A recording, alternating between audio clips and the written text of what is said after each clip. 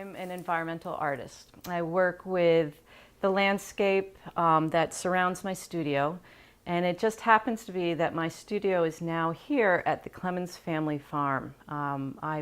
This is a farm that is now growing wheat and hay. In the past it had cattle and goats and sheep. And right now I'm responding to the landscape and the land and the materials of the farm. And so we have some interns from University of Vermont who are environmental artists as well as environmental religion. I have an intern from Mass College of Art and Design who's a sculptor, and we have just delved into sort of this research of what it means to be here on the farm in New England. We've been scything the wheat and the field. We've been digging into the clay earth, which is the ground that determines what's grown here on the farms in Vermont. In response to that, then what do you do with the materials? So we've been weaving and we've been creating cob out of the mud, mixing it with sand and the field hay. Not only am I gathering materials out in the landscape of the farm, but also who are the people of the farm.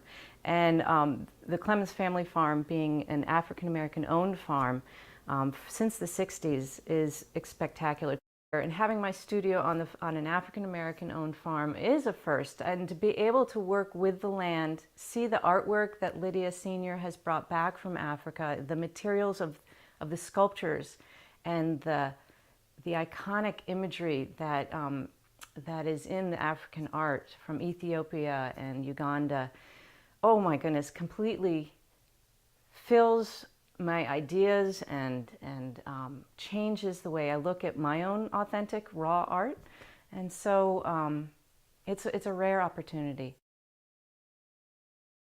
And what we could do here on the farm is not only bring in sculpture, but dance and community to have conversations about all of the different issues happening in the world right now, and where community is the most important to understand who we all are.